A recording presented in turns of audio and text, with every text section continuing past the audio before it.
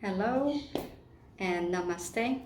Today I'm going to discuss a complete different topic in the video, and I want to talk about actually how to bring your pet to India.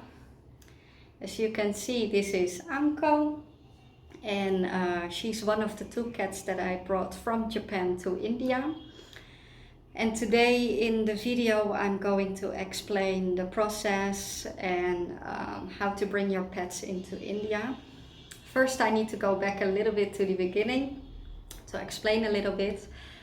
So I was born and raised in the Netherlands, and in my mid-20s I decided to go to Japan as I was interested in Japanese culture and Buddhism, Zen Buddhism.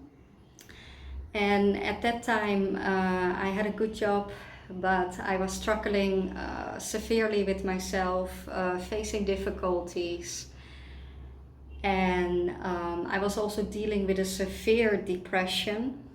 And basically, I wanted to get out of the Netherlands and go somewhere else, a neutral place actually, to find out actually who I really am, where I'm really standing in life. And Japan actually helped me to grow myself as a person. And when I left for Japan, I had two cats in the Netherlands as well. And until today, it's still quite painful for me. And I still regretted that I was not able to take them with me to Japan. And I didn't have the resources, I didn't have the knowledge back then, and I was struggling too much with myself. And thanks to an old co-worker of mine from my last job in the Netherlands, she was willing to adopt my two cats and to provide them with a loving home and good care. And I'm thankful for her that she adopted my cats. And today I want to explain the process of bringing a pet to India. So the first thing that you need to be aware of is there's a huge difference in animal welfare and animal health care in Europe and Asia. There's a difference also between Japan and India as well. Now the Netherlands is very progressive and forward with animal rights and animal welfare and animal health care and all that kind of stuff. Now I have to say that Japan is very much on the same level as well. Of course there's still room for improvement, but every country has room for improvements. And the other issue is like India is still developing and they're quickly catching up now as well. And one thing that you need to be aware of is, for example, India is endemic for rabies compared as to the Netherlands, who has low risk, and Japan, who's basically rabies free thanks of the fact that they're an island just like Australia. So, and it's very important that if you're living in India and you brought pets here, make sure that every year you vaccinate your pet against rabies. It's super important. Okay, so now that aside, I'm gonna start with the process of bringing your pet to India. So I lived in Japan for 8 years, and the first 2 years when I was in Japan, I had an unstable life, no security. I was roaming around here and there, dealing with myself and dealing with issues. So I didn't want to have a pet because I also felt like I was like I failed as a pet parent as well, because I couldn't bring my two cats from the Netherlands. After 2 years, things started to change. I was able to figure out stuff for myself. I got a stable job and a good apartment, and then I was approached by a lady from a volunteer group who's helping stray cats in Japan. She saved a mummy cat with a litter of 6 kittens from an old lady who didn't want her cat anymore because she had kittens now and she didn't want to have the kittens. and she was basically trying to kill the kittens. I was a little bit hesitant at first because I thought like, ooh, maybe I'm not ready yet to have pets again, because I still feel guilty. I still feel heartbroken about the fact that I couldn't bring my cats from the Netherlands. And but nevertheless, when I saw them, I was melting and I couldn't say no. So I adopted two cats, Anko and her sister. And they brought me lots of happiness and joy and companionship during my hardships in Japan.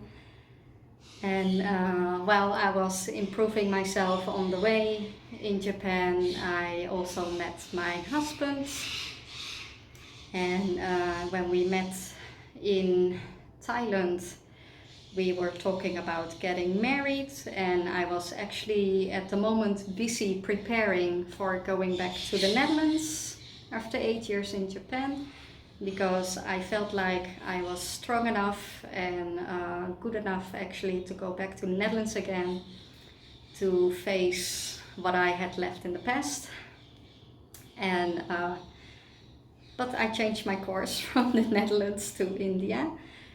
And this time I was really determined that I wanted to bring both of my cats, no matter what, with me to India.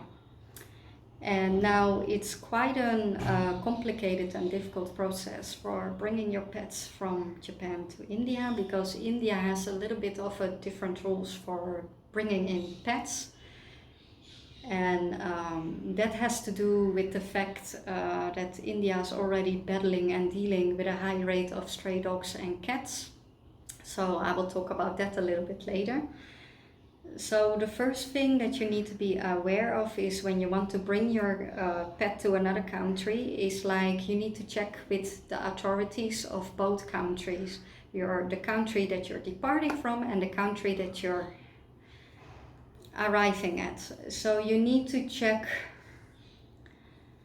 the regulations, the rules, like what is the country that you're arriving at expecting from you for bringing pets, and what is the country actually that you're leaving from expecting from you.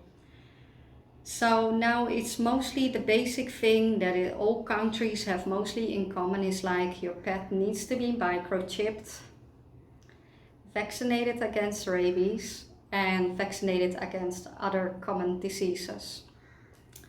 And you need to have proof of that, of course. So it's a lot of documents.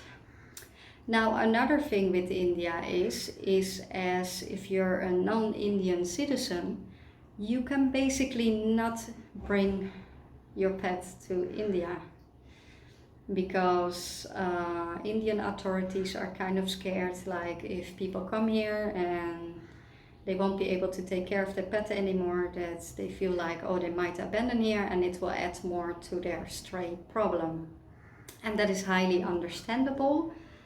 So for non-Indian citizens who are moving to India, for example, and will settle in India for more than a year, they need to apply for like a special import license from the DGFT, that is like the Agricultural and Fisheries Department of India.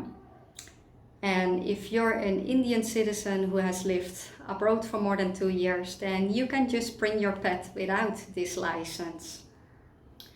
So the license is actually the main problem. And I had no idea about it when I was looking on the internet for both countries.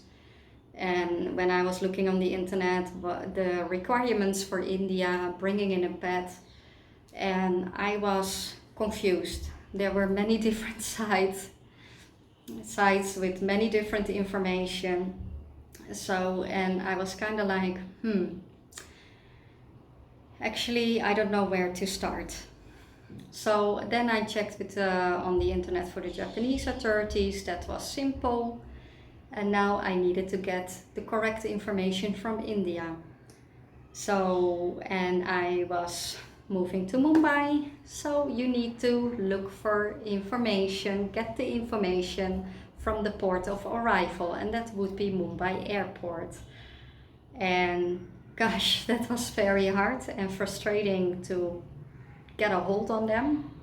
And even my husband, who was in India at that time, he tried to contact them, and that was also quite difficult. And eventually we got a hold on them, and they indeed confirmed that we needed a DGFT license. And the DGFT license, you can apply for it online through the official government website. And when I was looking at it, they were asking for all kinds of papers and information, and it looked almost like I'm gonna give up. It's likely that I cannot bring them to India because it's way too difficult. And so my husband started asking for advice in some of the groups on social media, and I did the same in Japan as well. And more specifically, I was asking in groups, for example, Indians living and working in Japan. And I didn't get satisfying answers, and also a lot of Indian people in there also didn't know about it and the process of it. And my husband and I started to lose a little bit of our hope because I was so determined to bring them to India. And then after a couple of days, I got a message from a person on social media, and she was in that group as well, an Indian woman living and working in Japan. And she contacted me with a message like, oh, I know a very high profile person in India who's fighting for animal rights who could probably help you with this issue. And she sent me the email of that person, and I was a little bit hesitant, but I decided to email that person anyway. So I wrote a very long email explaining my situation, and that I was going to India because I was going to get married with my boyfriend, and that I wanted to bring my cats because they're part of the family and they should move with me. And then after a week I got a reply back from this person, and this person was telling me that this person knows the chief officer of the DGFT office, and sent me his email and then explained to me what I needed to send to him, the documents and so on. And I was quite happy, and then my boyfriend was calling that person for confirmation.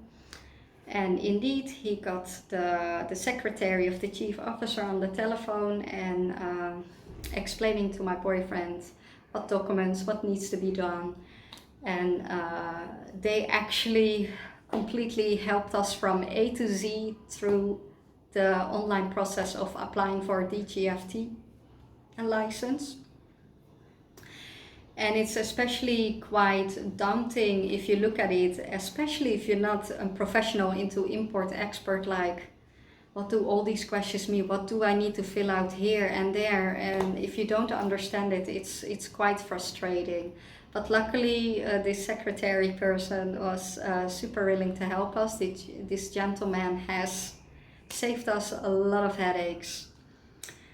So, and then the process is actually, when you start, your pet needs to be microchipped, like I said, vaccinated for rabies and the other vaccines. And now in Europe, we have a very good system that every pet gets a pet passport. And the veterinarian will put the stickers of the vaccines in their signature and all the required information in there. Such a system doesn't exist in India and Japan. So, and in Japan, if you're living in a country where they don't have such a system, but you're moving your pet to another country, make sure that every time your pet is going for vaccinations, that you get the certification of it. The certification should have the sticker of the vaccine on it, where you can read the batch number, registered number, the manufacturer, and so on. It should be all on the certification. Also when it was given, which veterinarian, what days it's expiring, and the information of the cat and the owner, of course. So it's really important that you have those certificates because you need them for the process of importing your cat to another country. So now India was basically asking for like a microchip, rabies vaccine and the other vaccines for cats, and the DGFT license for non-Indian citizens. So I started this process already like 6 to 8 months in advance, because you need time to research, you need time to make adjustments and so on. So it really takes time. So I really recommend you start as early as possible when you move to another country. So the DGFT license, you can apply for it like 2 to 3 months in advance. I did it 3 months in advance because it takes a long time to get an approval, because the DGFT license, the office will hold a meeting once a month where they will discuss the applications, and then they will discuss who of the applications will be approved or not approved. So that is important to keep in mind. So you really have to start like as early as you can. So now for the DGFT license, you need many documents. You need a health certificate from your local veterinarian. You need all the vaccination certificates. I needed proof of future residency in India. And I also needed proof of like that I was going to get married in India. And luckily my husband was also my guarantor, because they also need a guarantor person in India, basically, in case if somebody abandons the cats or something happens, then that person will be responsible for your pets. And then in the meantime, while I was preparing that, it actually took time as well, because of course in India they don't understand Japanese, and in Japan English is still kind of like difficult too. So I needed a lot of time, like I had to translate every vaccine certificate and every health certificate. Luckily my local animal clinic, the veterinarian in Japan, was able to converse quite a bit in English. So we actually did all the certification and the translations. So when I had that ready, I was basically putting it in a file, and when it was time to apply for the DGFT, I would take it out again. In the meantime, I started looking at the airlines, because it was soon that I had to book my ticket. And for airlines, it's very important that you look at which airline is good for transporting animals. And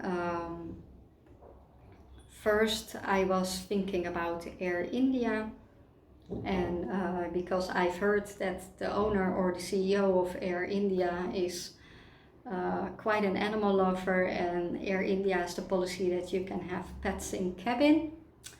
And then when I was calling with Air India, this gentleman was telling me like, we don't have direct flights from Tokyo to Mumbai. So I was a little bit disappointed, because that means I had to transfer in New Delhi.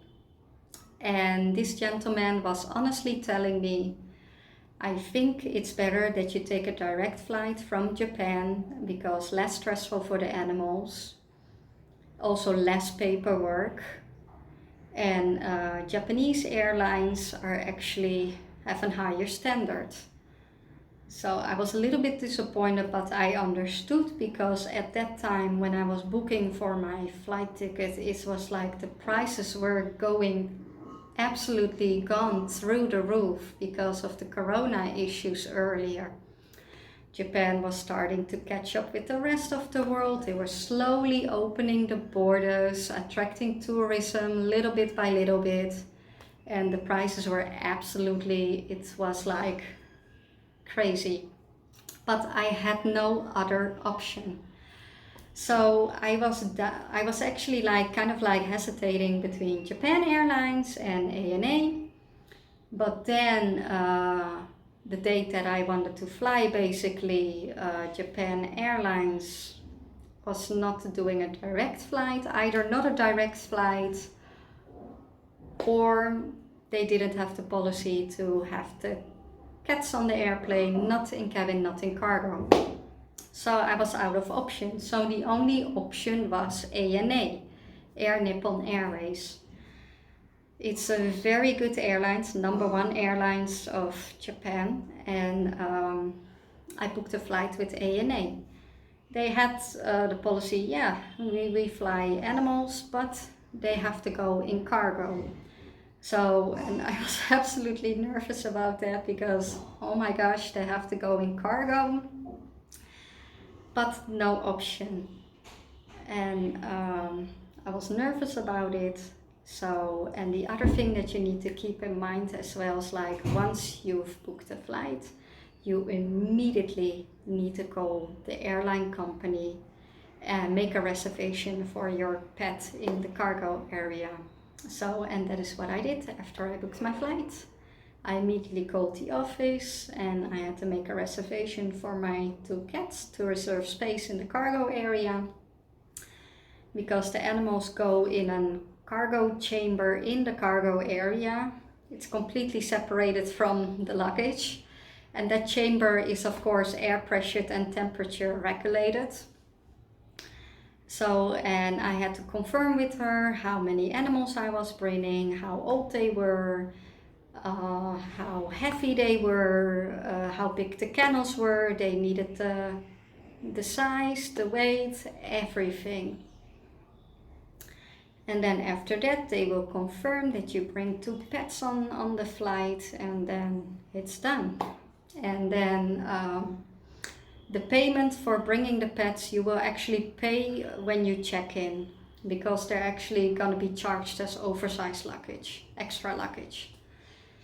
So, and then in the meantime, while having the tickets done and between like waiting for the DGFT license application, I started ordering kennels.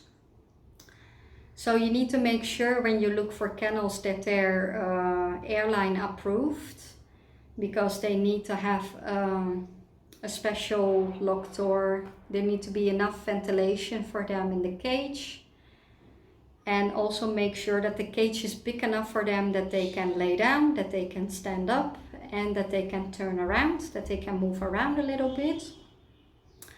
So you can find these cages, like you can find them in pet shops, you can find them in online web shops. I bought mine from Amazon. And of course I had to kennel train my cats, because they were not used to kennels so much, except when we would go to the animal clinic. So they had kind of a negative idea about it.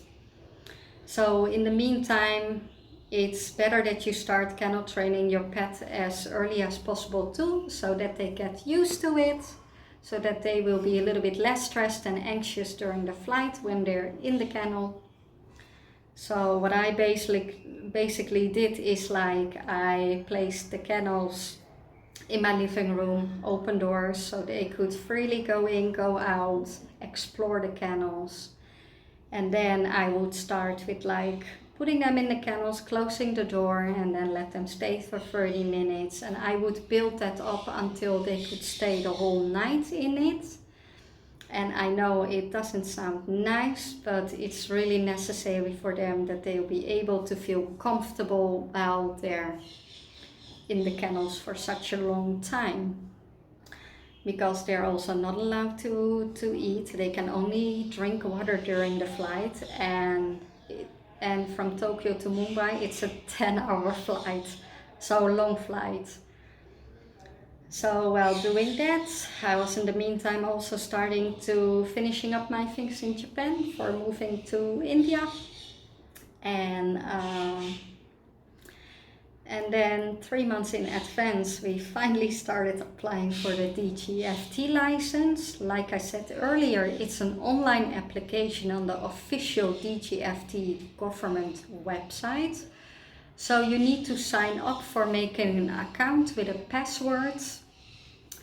And the password is generated through by the way, an Indian phone number, but I think you can use a foreign number too, but I used my husband's number back then. And when we started doing the application, we had a secretary on the telephone of the office who was guiding us through the process, where to fill out what to fill out, what not to fill out. And then lastly, we had to upload all the documents. So that were the health certificates, the vaccine certificates, and my translations of everything. And the proof of residency, the proof of that I was getting married, and the proof of guarantor, my husband. So, and then basically you send the application, and then you have to wait until they make a decision. So for me, it took around about 2.5 months before they made a decision, and it was nerve-wracking because I was constantly thinking like 1 month passed. Oh, they didn't decide my application yet, okay. And then next month it was like, oh, and my flight was approaching, so I was quite nervous and stressed. And then finally, after 2.5 months, we got like, I was checking in my DGFT account, and there it was, application approved. And I was of course super happy. That means that I could finally bring my cats to India. So I had to print out that license, and for the quarantine services in Japan, the port of departure, Tokyo Airport. And you also pay a small fee for the DGFT license issued. I paid, I think, 500 rupees, I think, for both cats or per cat. But anyway, it's not a lot of money. It's around €4 per cat that you pay for it. And make sure that you can only pay like by Indian bank or credit card. So luckily I had my husband who paid for it using his bank. And then I printed out the license. And then before you leave the country with your pets need to be checked by the quarantine services of the airport of departure. So, and make sure that you make an appointment well in advance as well, because these guys are always super busy. And if you're gonna do it last moment, guaranteed that you're not gonna make it. Then it's either you're gonna miss your flight or your pets are gonna stay in the country of departure. So I made my appointment 1 month in advance, and I did the appointment 1 day before my flight. So then I was planning around it, like to get out of my apartment the day before my flight and stay in a hotel that night, and my cats would stay in a pet hotel in the airport for 1 night. So you have to arrange that as well, the logistics. And make sure that when you go to the quarantine services, you need to bring the health certificate from your local vet, all the vaccine certificates, and definitely the rabies certificate, microchip certificate, and you need to bring the DGFT license, that you have the permission that you can bring your cats into India.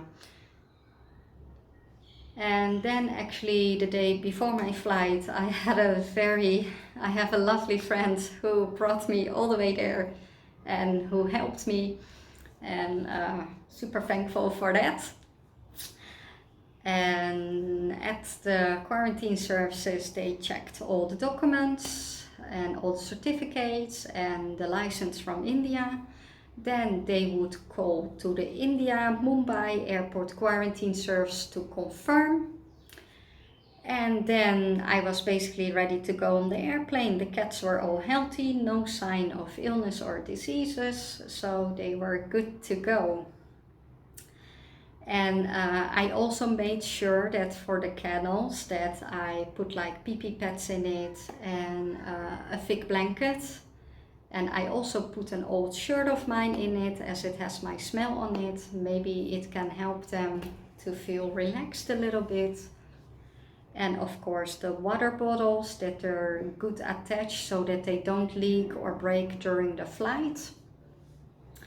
And afterwards I brought them to the pet hotel where they were staying for one night. And then the next day, late in the morning, was my flight to Mumbai, but I already started checking in 4 to 5 hours earlier due to checking in the pets. And when you check in, they will check the papers, and then you also have to sign a liability that it's your own risk, that you're bringing the pets on the flight, and if anything happens, that it's not the fault of the airlines.